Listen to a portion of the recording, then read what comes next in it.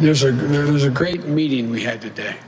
All the governors, no matter their political party, whether they're from wherever part of the country they represented, no matter their political philosophy, shared a strong and abiding sense of a common purpose. There was a real desire for a real partnership between the states and the federal government. Each of the governors emphasized that we might be Democrats and Republicans, but we're all Americans first. They congratulated us heartily for our win. What really pleased me was that the governors made clear that beating COVID-19 is going to require all of us working together as one country. Kamala and I agree. We were deeply impressed with how much consensus there was, how to move forward among the governors. What we need to do now is how we need to do it. How are we going to do it? In what coordinated way can it be done?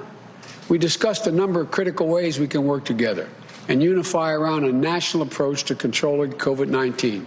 First, delivering economic relief to the cities, states, and tribal communities. The lost revenue from COVID and the cost of COVID recovery is devastating to state and local budgets.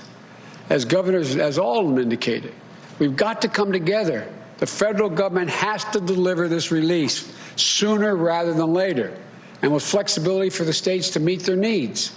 This includes helping businesses, schools, working families, from unemployment benefits to early education, continued access to affordable health care. All of that's needed during this pandemic.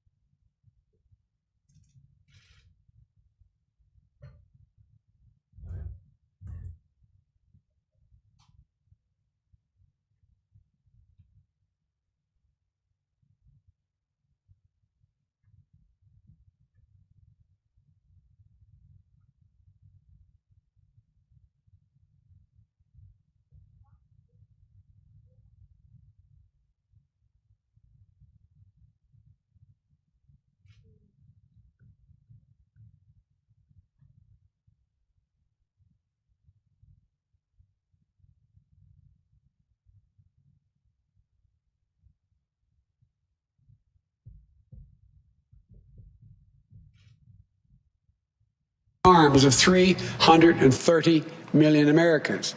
That takes enormous resources, people, product.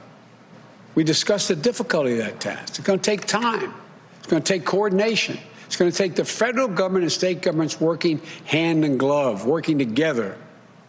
The governors all emphasized we need to be clear with the American people about what to expect. No false expectations. Let them know what we anticipate. They all acknowledge that this is going to take a massive public education campaign. And we also need to reach traditionally underserved communities that are being hardest hit by the pandemic. Black, brown, Latino, Latin American community, Native American communities, small towns, rural communities. They talked about that in some detail. Thirdly, we discussed the need to help states with Title 32 funding for the National Guard. That's a fancy way of saying governors need to be able to get funding when they need to bring their National Guard into play. And National Guards are going to have to play this. It costs a lot of money. And governors need that paid for. Governors discussed the need for funding when waiving certain FEMA fees. The fact is that this is a national emergency. That's what FEMA is supposed to deal with. Our view is that should be done. When it comes to deploying the National Guard or COVID or real relief, that should be paid for. You know, that's something Kamala and I will be very focused on. And fourthly, we discussed the implementation of a national mask mandate. 10 governors, Democrat and Republican, have imposed masking requirements and recognized the need for universal masking, north, south, east, and west. It's not a political statement. It's a patriotic duty. And fifth, we discussed making testing more available and accessible. Anyone who wants a test should be able to get one, period.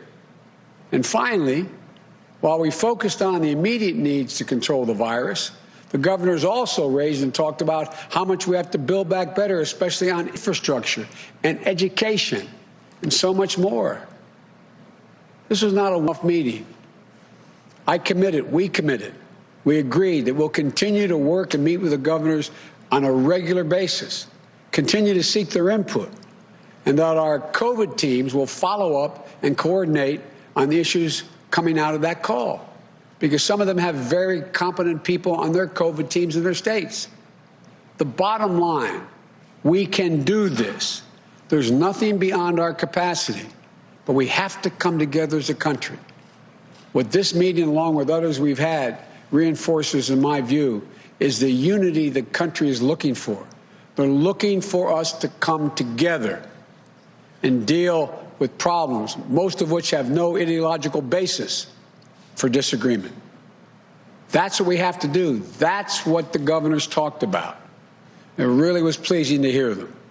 I want to thank you all, and may God bless you all and those who lost someone. You're in our prayers. May God protect our troops. I'm happy to take a few questions, and my boss is going to tell me who that is. Sure. Justice from Booker.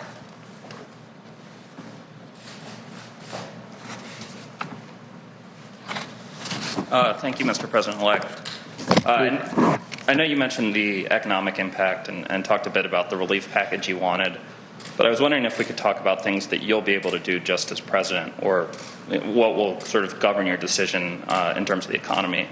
So I was wondering if I could ask what kind of framework you're thinking about as you decide about a Treasury Secretary going forward.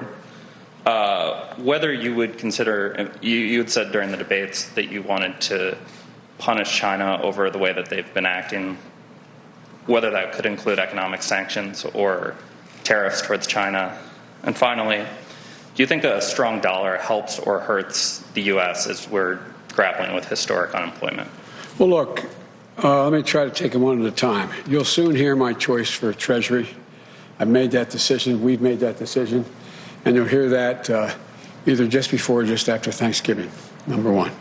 And you'll find it is someone who I think will be accepted by all elements of the Democratic Party, from the progressive to the moderate coalitions. Secondly, it's not so much about punishing China. It's about making sure China understands they got to play by the rules. It's a simple proposition. And so that's one of the reasons why we're going to rejoin the World Health Organization. We're going to rejoin on day one as well, and it needs reform, I acknowledge, and rejoin the Paris Climate Accord. And we have to make sure that the rest of the world and we get together and make sure there are certain bright lines Chinese understand. We have to not only deal with this pandemic, we have to plan for the next one. The idea that viruses are going to go away is just not rational. We're going to recalibrate and set up the institutional structures we had in our administration of Obama-Biden and build on it.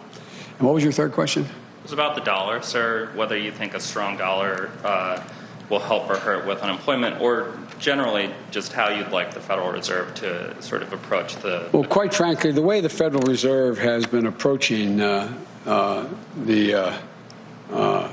dealing with the dollar I think, has been in a positive direction. Our interest rates are as low as they have been in modern history, and I think that is a positive thing. It lends credence to the possibility of us being able to expend the money and deficit spend in order to be able to generate economic growth right off the bat. And so I think it's been positive so far. Thank you.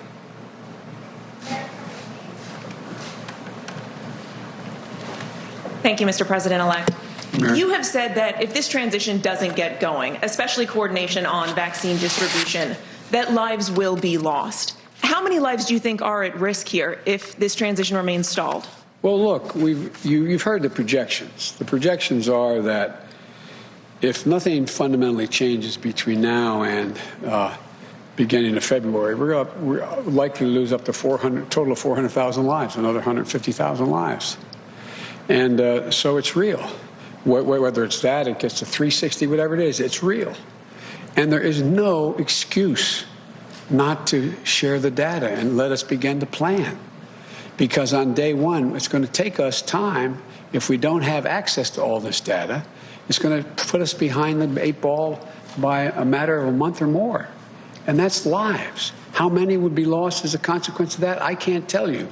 But the purpose here is to we talked a lot about with the governors about what the immediate needs are. We're going to employ the Defense Reconstruction Act to be able to go out there and dictate companies build and do following things. We need much more testing. We need much more masking. We need gloves. I asked them each to go, and I asked the National Governors Association through the Governor Cuomo and the ones on the line to let us know what their shortages are, what they anticipate. Because we're going to move on day one. That should be moved on now. But if it waits, it takes a long time to get this thing going. And when you take a step back and you look at the way the president is handling this, his refusal to concede, what do you think is really going on here? In your view, Mr. President-elect, what do you think the president is doing? What are Americans witnessing here? Let me choose my words here. I think they're witnessing incredible irresponsibility, incredibly damaging messages being sent to the rest of the world about how democracy functions. And I think it is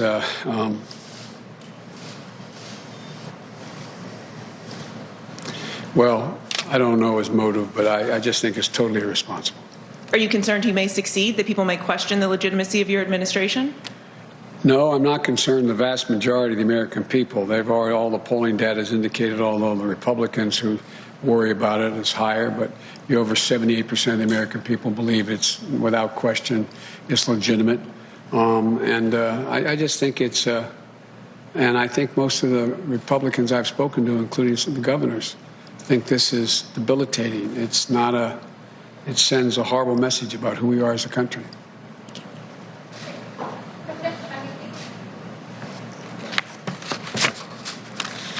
Thank you, Mr. President-elect. Thank you, Vice President-elect Harris. Appreciate it. Nice to see you as well. Yes, appreciate it.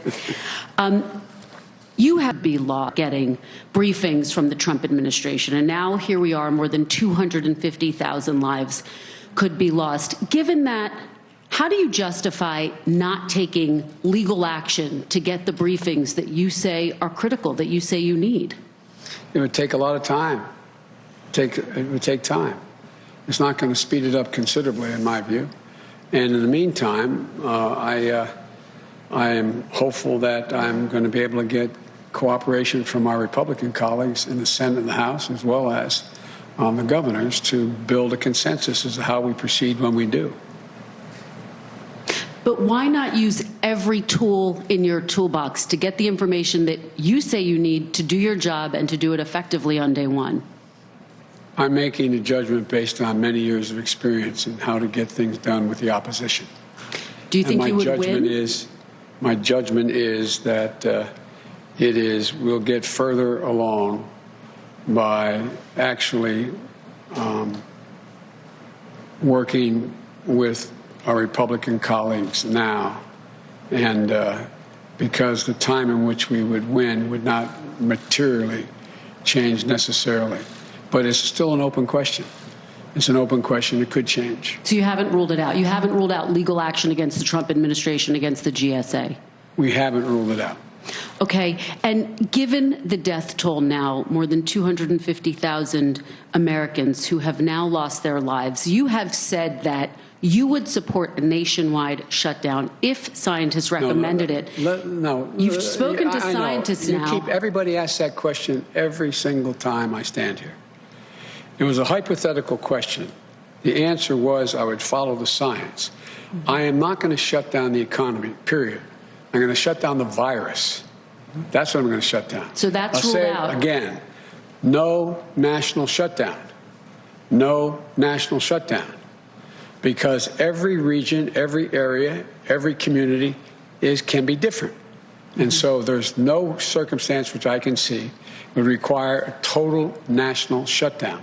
I think that would be counterproductive. But there are constraints in which the degree to which businesses can be open. For example, it's one thing to say that you can have in a state that is there, where their infection rate is not as high, you can have a gymnasium open. It's another thing to say it can only be open 4 hours a day with X number of people. The church I go to, my Catholic church, they don't allow more than 40% of the people to come into the church. Those are rational decisions. It's not shutting down everything. It's calibrating based on what the threat is. Thank you, Mr. President-elect. Yami from CBS.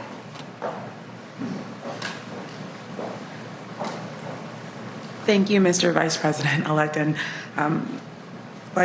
thank you, Mr. President-elect and Vice President-elect Harris.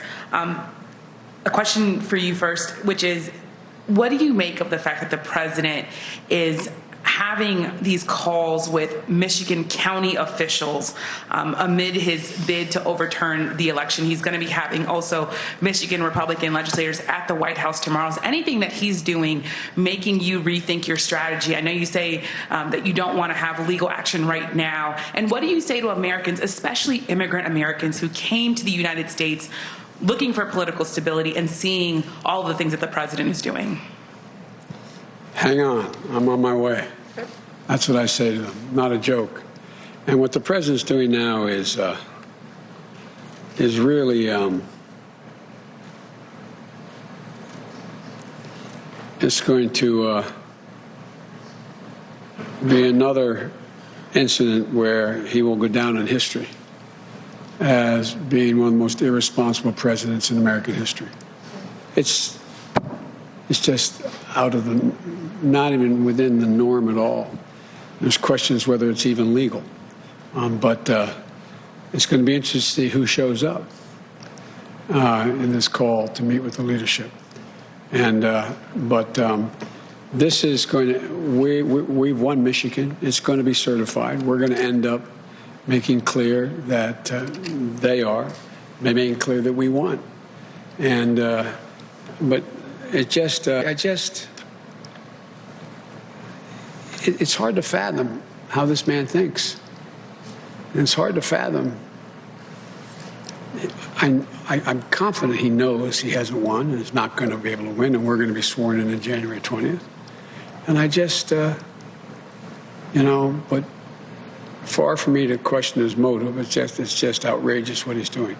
But as he ups the things that he's doing, calling officials, is it making you rethink your strategy at all? Is there anything that he would be doing that would make you say, okay, we really have to go to court now? Or are you still watching what he's doing and saying we can still kind of wait and see what happens? I'm not going to rule anything out or anything in, but at the moment, the strategy is not changing. And if I could ask a question to the Vice President-elect, would that be Sure. okay? Vice President-elect Harris, you talked about your state experience. My question is there anything that you heard from governors today that made you specifically concerned about vulnerable populations, especially as I talk to Americans who say, I don't have the privilege to work from home. I don't have the privilege to social distance if I'm living in a house with multi-generations. Did you hear anything that concerns you specifically, and what can we do for them as a country? Well, as the president-elect shared with everyone, we heard a lot from the governors, including that. Including the concern that African Americans, Latinos, Native Americans, people who live in rural communities, people who, as groups of people, have historically been under-resourced and underserved. And so there was consensus among the governors, bipartisan consensus, that our federal strategy should reflect those concerns in a way that we support the states with the resources they'll need to get to the folks who have been often overlooked or ignored. And the president-elect, I think, has made it very clear that it's one of our highest priorities to support that. As you may know, in the Senate, I actually led what we called a Racial Disparities Task Force. And that approach is something that we will be incorporating in our administration to ensure that all people have equal access to resources, but also taking into account equitable distribution of resources based on need. Thank you, President-elect Biden. Let me add to that. One important thing to understand is there is and we've talked a lot about this, and we talked about it when I was running, seeking the nomination as well, and that is that the idea of the brown, black, Asian American, Native American communities are always the first ones hit the hardest and the last ones who are brought back. We're going to flip that around.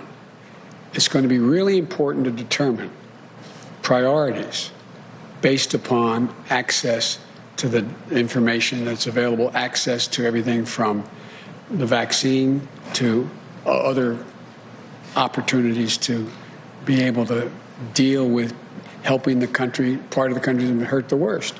3 times as many African Americans have died than white Americans died from COVID. So there has to be a prioritization. That's why I'd like to know exactly what this administration has in mind in terms of their Operation Warp Speed and how they plan it. And that's what we talked about with the governors today. They all mentioned the need to focus on the communities that have been left behind, particularly Governor Cuomo. It's one thing if, for example, vaccines are distributed to all the Walgreens of America. No criticism of Walgreens, but there's a lot of those facilities that aren't in rural communities and are not in poor communities, African American, Latino communities. So we've got to make sure there's access for them. Thank you so much. Okay, thank you.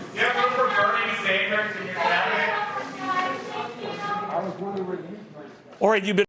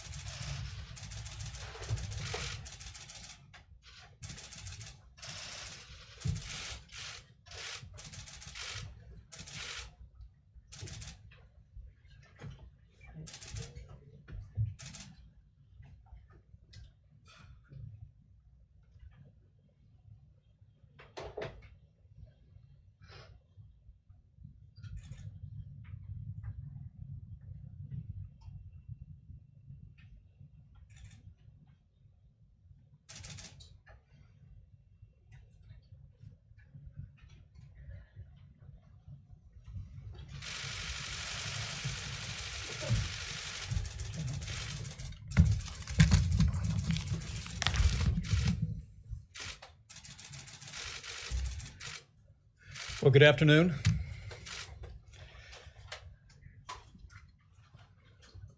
We just completed our second meeting this week with members of the White House Coronavirus Task Force, and we've continued.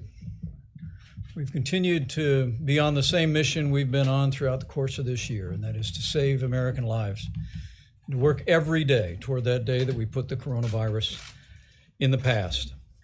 I'm joined today, and you'll hear in a few moments from members of the White House Coronavirus Task Force, including those that are leading the effort of distribution, vaccinations under Operation Warp Speed.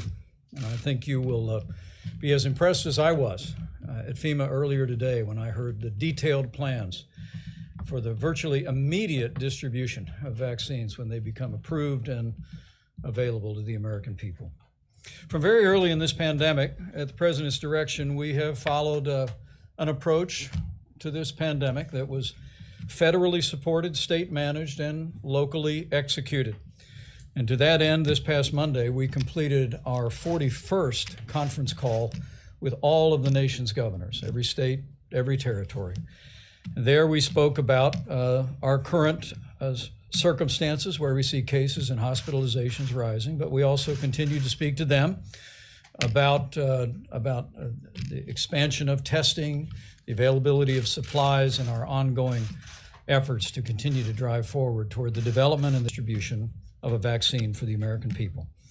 As we gather here today, with cases and hospitalizations rising across the country, President Trump directed us to host this briefing to describe the ongoing work of our task force and our partnership with state and local officials and our partners in the private sector to continue to put the health of America first. But first, let me begin simply by saying that our hearts and our prayers are with all of those families that have been impacted by the coronavirus over the course of the past 10 months. And let me say personally, not a day has gone by that I haven't thought personally about families that have lost loved ones. And I want to assure each of you that you will always be in our hearts and you will remain in our prayers. But we wanted to take this opportunity also to thank the American people for the extraordinary sacrifices that you've made over the course of the past 10 months. We've been through a lot together. We went through 45 days to slow the spread back when the positivity rate across this country was more than 20%. We managed to accomplish our objective. We slowed the spread, we flattened the curve, we saved lives. And then during the outbreak across the Sun Belt this summer, when we saw positivity rise to nearly 10%, the American people, officials at the federal and state level stepped up again, and we put that outbreak in the past. And even as we see help on the way, vaccines being developed at a historic pace, as I mentioned before, as we gather today, we are seeing cases and positivity rising across the country. But we approach this moment with the confidence of experience. We know the American people know what to do. We have forged a partnership that is truly seamless with state and local health authorities. And as we'll describe to you today, we've continued to work 7 days a week, all throughout this year and up to this very moment, to make sure the American people have access to the health care that we'd want any member of our family to have as we meet this pandemic. Now, cases are rising throughout the country. Positivity in the last 30 days has risen from an average of 5% to 10%. And to that end, we've continued the mobilization that began at President Trump's direction early this year. We increased testing, standing start in the month of February to now. As of today, we've completed more than 170 million tests, and we continue to approve new tests, including an at-home test that the FDA just recently approved, and we're distributing more than 150 million Binax tests to schools and nursing homes around America as we speak. Our mobilization of supplies, you will hear described in great detail, continues to surge each and every day. We actually are able to track PPE and supplies on a hospital-by-hospital basis. And so we're carefully monitoring, we're working with state officials, with hospital administrators to make sure that our hospitals have the support they need. Also, as we gather, more than 140 clinical trials for therapeutics continue to be underway, are already available, that are widely known among the American people. And for those over the age of 70, we're proud to report that we actually have decreased the fatality rate by more than 70% since those heartbreaking days of April. In May of this year, of course, as the President spoke last week in the Rose Garden, we launched Operation Warp Speed, focusing on accelerating the development, the manufacture, and the distribution of a safe and effective vaccine, and you'll have an update today on the progress from two of our leading experts and those that are coordinating Operation Warp Speed. What I want to say in the midst of all of this to the American people as we begin this briefing is that with the massive increase in testing over the last 10 months, with PPE and medical supplies and equipment that are available to the American people, with the medicines and the therapeutics, and very soon the vaccines that are available, America has never been more prepared to combat this virus than we are today. But our pledge to each and every American looking on today is we're going to work around the clock to keep it that way. We're going to make sure that hospitals that are seeing patients coming in on an increasing basis know that we're going to work around the clock to meet that need. And you have our continuing pledge and the practice of experience that we've had along the way. So in a few moments, you'll hear from members of our team. We're going to begin with Dr. Deborah Birx, who's going to describe what we're seeing in the rising cases. Literally every day for members of the task force begins with detailed analysis of what's happening across the country, and she'll give you our very best information on rising cases and hospitalizations.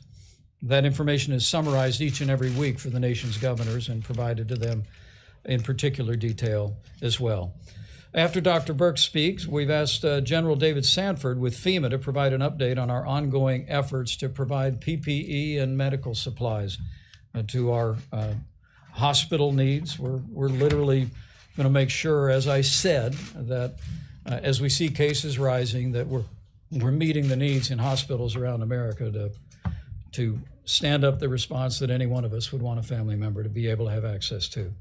Then we've asked Dr. Fauci to give us an update on the incredible and historic progress on the development of vaccines. It seems like with good news happening every couple of days, that's a great encouragement to the American people. And then General Gus Perna will outline our distribution plans on Operation Warp Speed. I was at FEMA today, received a detailed briefing about our distribution plans, and I asked General Perna to come here today to make that presentation to the American people, and it is in a very real sense putting us in a position that literally the day after one of these vaccines is approved, we'll be shipping vaccines to the American people, and within a day after that, we'll be seeing those vaccines injected into Americans, with a particular focus on those most vulnerable and those that are providing health care to the American people. Finally, we'll talk with a bit about the way forward as state and local governments are continuing to act and take mitigation measures to slow the spread. You can assure them, as we did governors again this week, that we'll support decision-making at the local level. And we'll continue to support decisions that are made in each individual community based on the circumstances on the ground. But that being said, President Trump wanted me to make it clear that our task force, this administration, and our president does not support another national lockdown. And we do not support closing schools. You'll hear from Dr. Robert Redfield of the CDC that actually the CDC never recommended that we close schools at any point this year. And Dr. Eleanor McCants-Katz, who is also serves with substance abuse and mental health services at HHS, will describe the real costs to children being away from school. But in every one of these cases, we're going to give you the best information that we have up to this moment. And I just want to assure the American people, as I trust that you will have a sense today, that we're going to continue to work around the clock to meet this moment. But help is on the way. We have every confidence that in a short period of time, we could have one or more safe and effective vaccines for the American people. And as each of us does our part in partnership with state and local officials, each of us does our part to look after our own families and our own communities. I believe the day is coming soon when we will put this coronavirus in the past. With that, let me introduce Dr. Deborah Birx, who will update us on cases, and after that, we will get a presentation on the availability of supplies that we continue to make available to hospitals and healthcare providers around the country. Thank you, Mr. Vice President. And it's really a moment that we want to call on every American to increase their vigilance. And I want to go through some data about why we are asking people from Elko, Nevada, through Denver, Colorado, to Philadelphia, from Madison, Wisconsin, to El Paso, Texas, and across this great nation to really increase their vigilance at this moment. I want to thank the governors and mayors and county commissioners that I've had the privilege to talk to over the last 4.5 months of being on the road. We can have the first slide, please. The number of universities, 42 states, 30 universities, and a large number of chairmen from our tribal nations. The reason we wanted to really be and hear is to really understand the reality on the ground, what they were facing, and understand how we could be more supportive. And this is really a call to action for every American to increase their vigilance because of the graphic that is shown here. I wanted to show you the difference in slopes between the spring surge, the summer surge, and the fall surge. So the American people know that this is more cases more rapidly than what we had seen before. But to also make it clear, like before, we do know what to do. And we're asking every American to do those things today. The next slide shows our increase in test positivity. The light brown bars are the number of tests that were performed. But even with the number and ever increasing number of tests performed, you can see the increase in test positivity to around 10%. In some areas of the country, it is much higher, and it illustrates the ongoing community spread in your counties, in your small and large metros, and in your rural areas. The next slide really shows the country as a whole and why we're asking every American to remain vigilant, to do those things that we have been asking you all to do, to wear a mask, to physically distance, to continue your hand hygiene, but really in this moment of bringing people together, to really limit interactions indoors to immediate households when we see this level of community spread. Behind this level of community spread is a lot of asymptomatic cases. People are spreading the virus because they don't know they're infected with the virus. And so people are coming together indoors. Everyone looks healthy, but among those individuals could be individuals that already are infected, have no symptoms, and are unknowingly spreading the virus to others. It is because of this asymptomatic spread that we have asked people to wear masks indoors and to ask people to wear masks when among others. But sometimes when we go indoors and we're with friends and family, we just assume that if you look okay, you are okay. And now we know that over 50% of the individuals, particularly among those under 35, many could be infected and unknowingly spreading the virus. This virus increased so rapidly because there was an unusual cold snap that began in the northern plains and went down through the heartland, where in the end of September, beginning October, a large number of people moved indoors. So we've been going across the country to really tell the Mid-Atlantic states and the Northeast to really increase testing, looking for these asymptomatic cases. And I really want to thank the governors across this great land who have really heeded that call and set up what we call sentinel populations, whether it's nursing home staff, K through 12 teachers, whether it's community college students, county workers, specific businesses, to really have routine weekly testing so that we can see the spread of this virus down to the zip code and really combat that with additional mitigation. The next slide shows what we have been talking about the level of hospitalizations. And in this slide, you can see the hospitalizations by the darkness of the color. And I just want to make it clear what the Vice President talked about. We now can see every admission every day. And I want to thank the hospitals who from July have been sending us that data and improving that data and working with CDC so that we can see new admissions. We can see inpatient status. We can see ICU status. And we can see who's being admitted by age group. Right now, it's about 50-50 between those between 40 and 69 and those over 70. But you can see that we have some areas of the country in the hot red, bright pink. And these are the darkest red are those states that have more than 21% of their hospitals are COVID patients. and the light pink is between 16 and 20%, and the light orange between 12 and 15%. But you do see that there's still states in the green areas, and to all of those states that have not seen this surge, to really increase your testing among asymptomatics by setting up these sentinel populations. When we did the 45 days to stop the spread and we asked each state to follow the gating criteria, part of that gating criteria included looking for asymptomatic cases.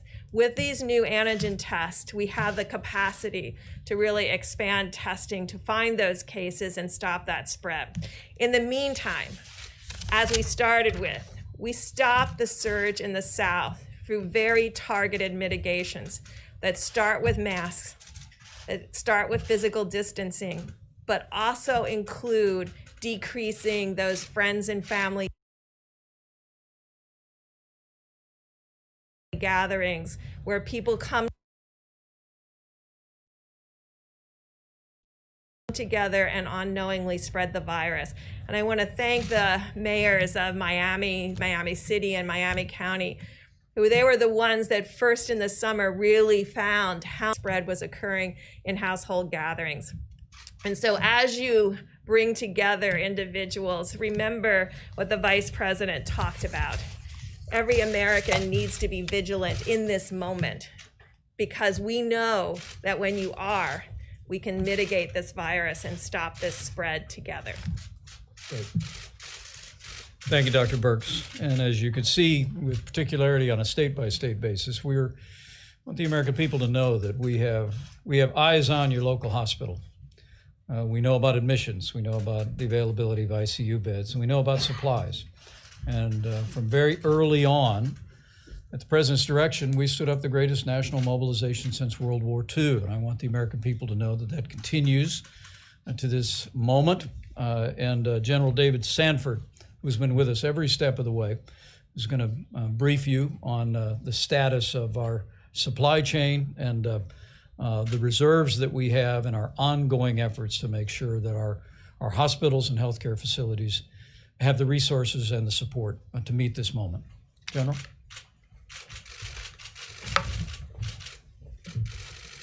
Mr. Vice President, thank you, sir. Dr. Birx, thank you, ma'am. So we are in a much better place and continue to improve upon that capability. You'll see from the slides behind me that we have continued to grow our national stockpile, but also our FEMA stocks to meet the requirements laid out by our states and by our populations. We continue to expand upon these to bridge the vaccine delivery to continue to protect our American population. Since the late summer, we have grown our personal protective equipment capabilities 10 to 15 times over what they were pre-COVID, and continue to grow capability to meet the surge requirements that we may expect from the current case. As you can see behind me, around the third column or fourth column, we have 4 months of surge capability based on current case diagnosis just for N95 masks. And we continue to grow that capability, more masks being added every month. The Strategic National Stockpile and our FEMA stocks are ready to be the backstop when our states require assistance.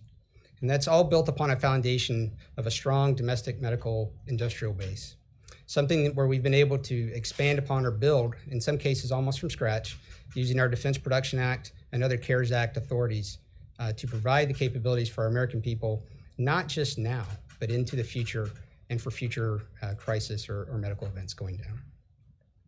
We can go to the next slide, please. This is not done alone. We continue to work with our states on a recurring basis. Our FEMA administrator is constantly engaged with the governors or their staffs. We reach out to both our regional administrators, to the state medical or health department officials, and both to the emergency management officials in the state to find out what their needs are to help overcome their challenges and to grow the state's stockpiles.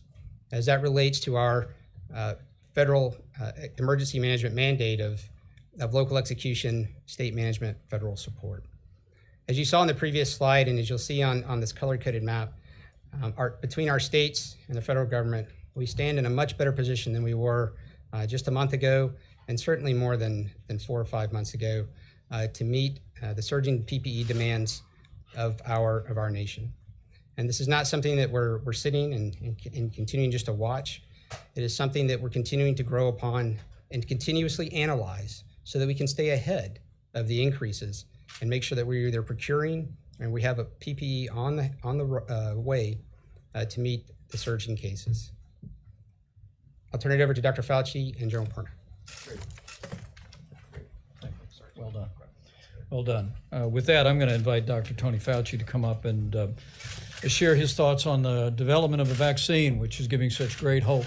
But I trust that the panels that you just saw encourage the American people to know that we're going to continue to work around the clock to make sure your local hospital has the resources and the supplies that you need to meet this moment. But I think we all know that we ultimately put this pandemic in the past the day that we have a safe and effective vaccine. We've been making historic progress through Operation Warp Speed with our private partners. And Dr. Tony Fauci and NIH have been absolutely integral to that. So I've asked Dr. Fauci to update you on the status of vaccine development. And then we will have General Gus Perna, who is coordinating the distribution plan for Operation Warp Speed, working with every state and territory in America to be ready on day one to distribute vaccines as soon as they're available, to give you a brief outline on that plan. So, Dr. Fauci. Thank you very much, Mr. Vice President. As I was sitting there, I was recalling that about 7 or 8 months ago, I stood at this exact spot at a time when there was really an extraordinary surge in cases in the northeastern part of the country, in New York City. And I said that if the virus was left to its own devices, it would cause a considerable degree of devastation, because that's what pandemic viruses do. It's a very powerful force, and you've heard about that and what we need to do about it from Dr. Birx. However, I also said, if some of you can remember, that there's an opposing force to that. And that opposing force is us, you and I, being able to do certain things like mitigation with public health measures, again, which was just mentioned by Dr. Birx. But there's another opposing force to that, and that's a vaccine.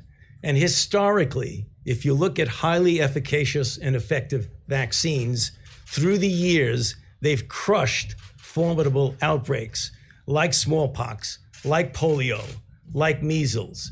So in the next couple of minutes, let me tell you about what we have now and what's going to happen in the next few months. As you well know, Operation Warp Speed has been supporting directly and indirectly 6 candidate vaccines, 4 of which are either in or completed phase 3 clinical trial. I want to briefly tell you about 2 of them because you have to be interested in this. It is extraordinarily impressive. 2 of the vaccines, one by Moderna and one by the company Pfizer, have completed trials, and the efficacious vaccine efficacy point is extraordinary. With regard to Pfizer, it was 95% efficacious, not only against disease that's just clinically recognizable disease, but severe disease. There were 10 cases of severe disease, 1 in the vaccine, 9 in the placebo. For the Moderna trial, it was 94.5% efficacious, 11 severe events, 0 in the vaccine, 11 in the placebo. For those of you not acquainted with the field of vaccinology, that is extraordinary. That is almost to the level of what we see with measles, which is 98% effective. So that's what we're dealing with. The question is, what about how that is going to be rolled out? I use the word efficacious. That means what happens in a clinical trial. The word effective means is what the ultimate impact of that vaccine is going to be on society. And the only way you can get an effective program is when people take the vaccine. And we're going to be talking to you about that. And I hear a lot now when we made these announcements this past Monday and then 2 Mondays ago about some reticence of people. Well, did you rush this? Was this too fast? Is it really safe? And is it really efficacious? The process of the speed did not compromise at all safety, nor did it compromise scientific integrity. It was a reflection of the extraordinary scientific advances in these types of vaccines, which allowed us to do things in months that actually took years before. So I really want to settle that concern that people have about that. What about the decision of the data? Who looked at the data? Was that some force that was maybe trying to put something over on you? No, it was actually an independent body of people who have no allegiance to anyone, not to the administration, not to me, not to the companies, that looked at the data and deemed it to be sound.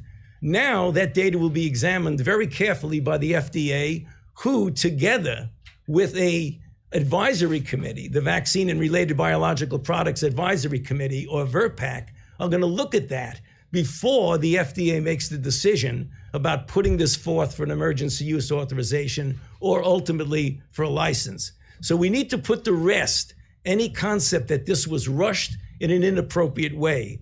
This is really solid. Now, what does that mean for us? We now, as the Vice President said, are telling you that help is on the way, which has two aspects to it. It means that we need to actually double down on the public health measures as we're waiting for that help to come, which will be soon. We'll be getting vaccine doses into people at high priority at the end of December. We're not talking about shutting down the country. We're not talking about locking down. We're talking about intensifying the simple public health measures that we all talk about. Mask wearing, staying distance, avoiding congregate settings, doing things to the extent that we can outdoors versus indoors. If we do that, we'll be able to hold things off until the vaccine comes. Now, I've used that metaphor that the cavalry is on the way. If you're fighting a battle and the cavalry is on the way, you don't stop shooting. You keep going until the cavalry gets here, and then you might even want to continue fighting. And then finally, one other final thing about it. The very impressive efficacy, 94.5 and 95% of a vaccine, should motivate individual to realize that this is something you want to participate in. So we're going to be talking to you about it likely here in the future about why it's important as these vaccine doses roll out, why we have to do two things: continue the public health measure and get vaccinated when the vaccine becomes available. Thank you. Thank you, John. Gentlemen.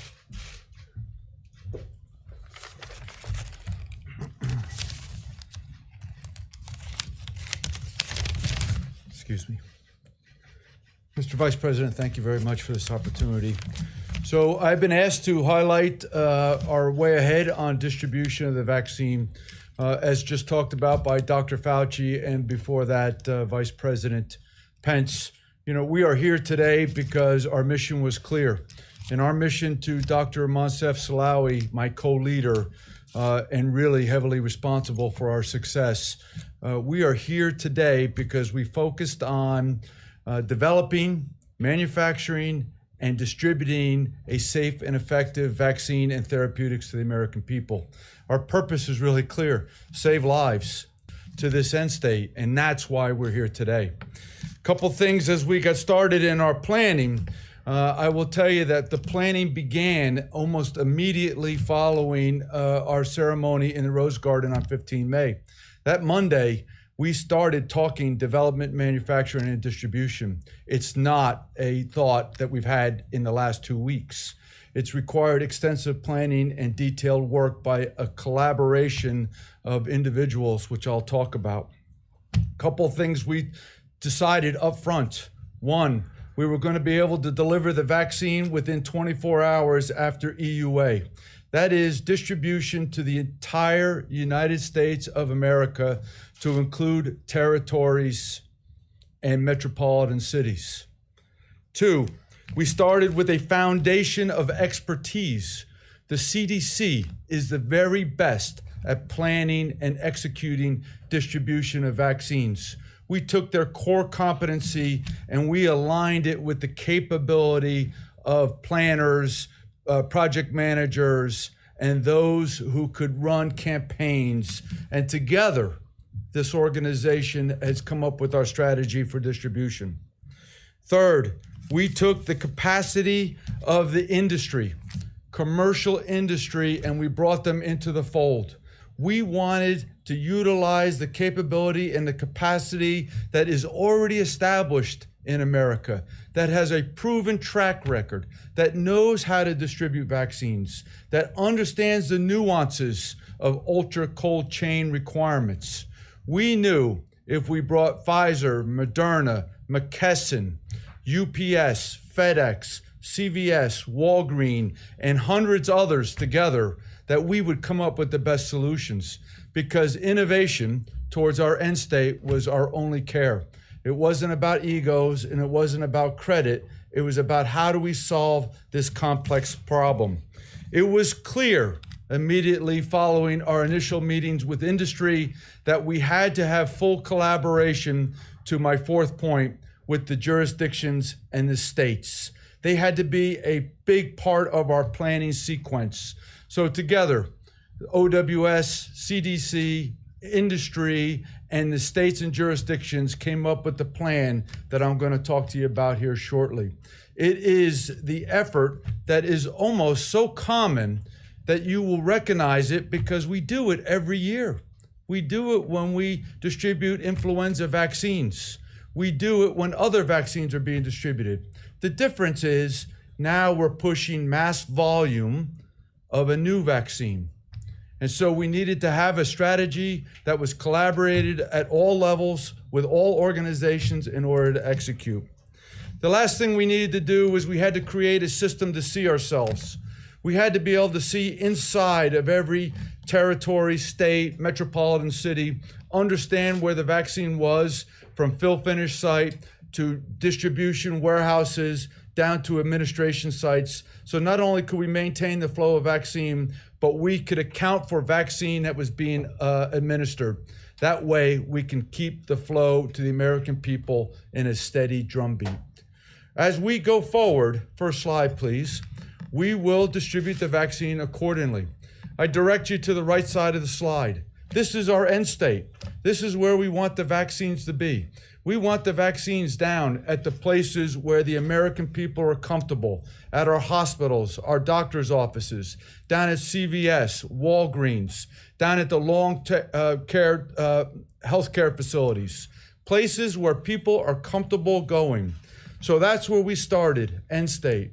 Then we went back to Pfizer and Moderna. We laid out the guidelines that I gave you, and with the collaboration of them and the commercial industry for distribution, we came up with our plan.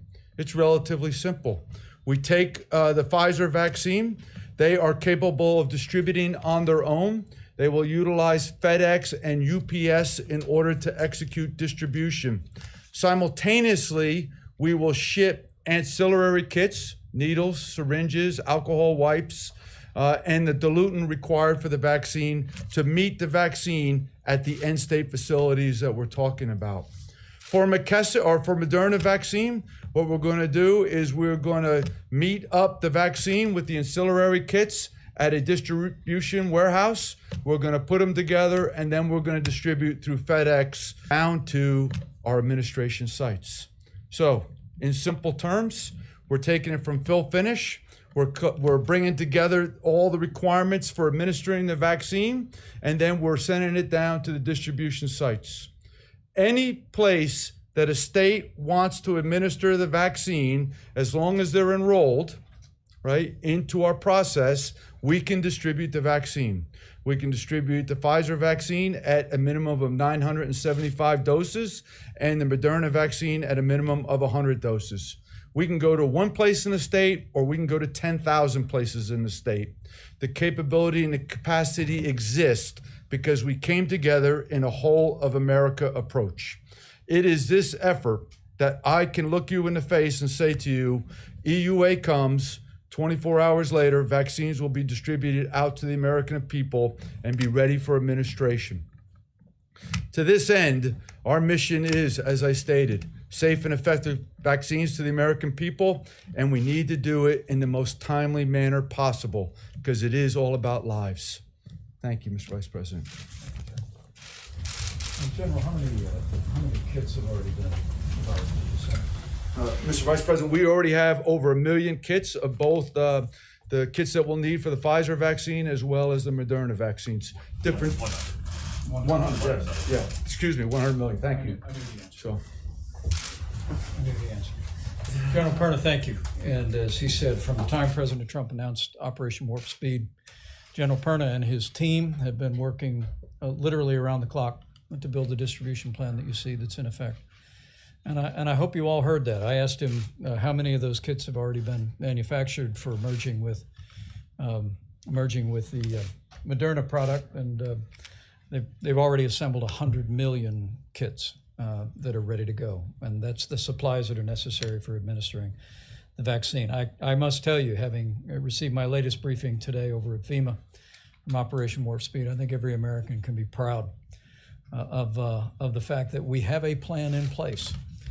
That the moment that the FDA concludes that vaccine is safe and effective, we have a system in place to begin within 24 hours shipping that vaccines to hospitals, healthcare facilities, and 24 hours after that, literally injecting that vaccine into Americans. And we'll also be continuing to develop the prioritization, working with states about their plans, and maybe Bob Redfield of CDC will reflect on that as well in a moment. CDC will create a recommendation for priorities of who's to be immunized, but if history is a teacher, we know that we'll focus on those most vulnerable. We'll focus on our healthcare workers and first responders at the early going. But it's truly inspiring to me to see the incredible work that Operation Warp Speed has done. And General Perna, I want to thank you for your dedication. With that, as I said, we've continued from the very beginning to operate an approach at the federal level that is federally supported, state managed, locally executed, and we'll continue to respect decisions that state governments are making in efforts to slow the spread. But to be very clear, President Trump has been very clear that we do not support another national lockdown and do not believe it is necessary. I think Dr. Fauci actually reflected again on we're not calling for a national lockdown, and we won't. But beyond that, there have been some actions taken in jurisdictions around the country with regard to closing schools. I wanted the American people to know that it is the position of this task force, of this administration, and of the CDC that we do not need to close our schools. I want to invite Dr. Redfield to come forward to speak about that, but I want to emphasize what he's reminded our task force of many times, that actually at no point in this pandemic has the CDC ever recommended closing schools. And the more we've learned about this virus, the more it's simply affirmed that. We think our kids belong in the classroom. We're absolutely committed to continue to provide resources so our kids, our teachers, our administrators can safely get back to school. But with that, let me introduce Dr. Redfield, and with him, Dr. Eleanor McCants-Katz at HHS, who is an extraordinary leader. She's going to speak about the unintended consequences of shutting our kids out of the classroom around America. And then I'll have the Secretary have some closing remarks. Dr. Redfield. Thank you, Mr. Vice President. I think it's important first for me to emphasize what you've heard already is that we're not defenseless against this virus. Mask works. Social distancing works. Hand washing works. Being smart about crowds, particularly indoor, works. It's strategic use, as Dr. Burke said, of testing to identify the silent epidemic, to identify the asymptomatic infection so that they can be pulled out of the transmission cycle works. Another point that I want to make is that we need to follow the data. We should be making data-driven decisions when we talk about what we're doing for institutions or what we're doing for commercial closures. For example, as was mentioned, last spring, CDC did not recommend school closures, nor did we recommend their closures today. I will say back in the spring, there was limited data. Today, there's extensive data that we've gathered over the last 2 to 3 months to confirm that K through 12 schools can operate with face-to-face learning, and they can do it safely and they can do it responsibly. The infections that we've identified in schools when they've been evaluated were not acquired in schools. They were actually acquired in the community and in the household. Today, as Dr. Birx said, our big threat for transmission is not the public square. It's small family gatherings where people become more comfortable. They remove their face mask and they get together, and it's this silent epidemic that begins to transmit. But it's not inter-school transmission. The truth is, for kids K through 12, one of the safest places they can be, from our perspective, is to remain in school. And it's really important that following the data, making sure we don't make emotional decisions about what to close and what not to close. And I'm here to say clearly the data strongly supports that K through 12 schools, as well as institutes of higher learning, really are not where we're having our challenges. And it would be counterproductive from my point of view, from a public health point of view, just in containing the epidemic, if there was an emotional response to say, let's close the schools. Finally, I wanted to echo what has been said by the Vice President and Dr. Fauci, is we are seeing the light at the end of the tunnel, where we are to now. And this is why now more than ever, as was said by Dr. Birx and Dr. Fauci and myself, now more than ever, we're asking all Americans to redouble their efforts, to be vigilant, to embrace masks, social distancing, hand washing, our advice about crowds, and really to support using the data to make decisions in their communities, particularly as relates to K through 12s and institutes of higher learning. These clearly, the data support that it's really important from a public health perspective, both from the pandemic as well as what you'll hear about in a minute, that these schools stay open. Finally, I just want to end on a clear message of confidence that I'm confident that we're going to emerge successful and bring this pandemic to an end. I don't have any doubt in that. But today, we need all of us to go all in. Go all in with face coverings, social distancing, hand washing, smartness about crowds, doing our part to help identify the silent epidemic. And I have confidence that at the end of the day, we're going to get a very achievable goal, which is to get this pandemic under control. Thank you, Mr. Vice President. Thank you.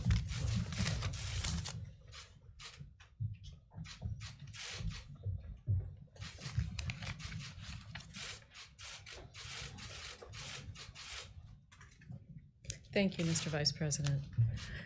In my role as Assistant Secretary for Mental Health and Substance Use, I feel very strongly about the need to protect and promote the mental health of all Americans. As a psychiatrist, I'm continually thinking about the mental health effects of this unprecedented situation and how best to mitigate the impact. Individuals across our country are living with stress that they have likely never experienced. We must find a way to best alleviate that stress without ignoring the fact that our nation faces a very real and deadly virus. I often think about this in the context of our country's children. I lead the Substance Abuse and Mental Health Services Administration, or SAMHSA, which is the only federal agency whose primary charge is addressing mental and substance use disorders across the country. Where better to start in addressing this challenge than with our nation's young people? Protecting and also fostering the social and emotional well-being of children is critical not only to their own development, but also to the development of healthy families, communities, and a healthy and productive society. The work that schools and school personnel do daily is valuable beyond any words I can deliver. We know that in addition to education, schools provide our children a profound sense of security and stability. The structure and safety of schools are integral to our children's whole health. The role of the school cannot be overstated. However, we also cannot overstate the need to address the fear, uncertainty, and safety considerations with returns to school. I understand that parents and teachers may feel great anxiety. That is why we must put into place the safety measures we know work. We must use masks. We must enforce social distancing. We must employ creative and innovative ways to limit the number of children and teachers in the building at any given time. There are tools we have, and we must think through how best to use them to keep our schools open. We know that over 7.4 million children in this country live with serious emotional disturbances, and over 60% receive services from the school system. We know that children with disabilities are losing ground with the closure of schools. We know that millions of children across the country are experiencing child abuse and neglect that goes undetected due to lack of contact with school personnel who serve as mandatory reporters. We must work together to address these issues. I believe strongly that we need schools to open in communities whose data indicate it's safe to do so. But we cannot forget the protection of our teachers and school staff. If they don't feel it's safe to return to work, it will not help to open schools. We must ensure that teachers, school staff, and parents are engaged in the solutions that we ultimately choose. Just as I'm suggesting that we engage our teachers, I suggest also that we recognize the very real mental health considerations of what you may have heard called pandemic fatigue. The engagement of Americans all over the country in slowing the spread of the virus is a strategy I think we should all consider. Again, we know masks work, but we know that some Americans aren't sure and may not be as compliant as we'd like. This is gravely frustrating for local officials, but rather than punishing or sanctioning, what if we employ a different technique? What if we recognize the psychological aspects of the fatigue and try to reinforce positive behavior with rewards rather than solely sanction what we deem to be bad behavior? For example, we know that compliance on college campuses has been a challenge, and individuals in this age group are a potential source of spread. What if colleges implemented a random reward system for mask wearing? This could be as simple as implementing a small gift card being given out to a student wearing a mask. This technique, known as contingency management, has had great success in the behavioral health care treatment communities. I offer it as a consideration which acknowledges the psychological aspects of our life's changes. I want to conclude by saying that the physical effects of coronavirus are very real. And this virus has brought along with it stress, anxiety, and fear that you may have never felt before. COVID-19 has brought devastating loss of life to families across the nation. In addition to those who have lost lives to the infection itself, there are those of you who have what I call COVID-related deaths in your family. These are not deaths by infection, but death by suicide or death by drug overdose during this pandemic. Please know that we have not forgotten you or your loss. Your loss is great, and my job is to do all I can to prevent additional families from experiencing that loss. To the parents and teachers who are afraid and confused, that fear and anxiety is real and it's stressful. To the people who are without a job and unsure of your next steps, your stress is real too. The stress of this situation can often feel too great to handle, and we take very seriously the need to ensure that all Americans know that there is help and there's hope. We are doing all we can to ensure that the mental health care system in our nation remains open and ready to serve. As you struggle with these great stressors, especially during the holiday season, please try to stay connected to loved ones. Please reach out to friends and family.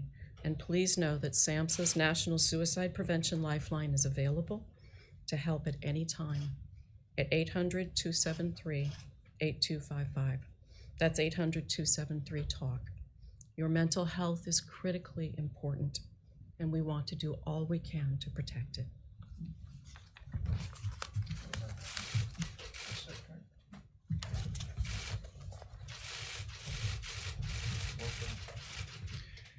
Well, thank you, Mr. Vice President. Good to see all of you.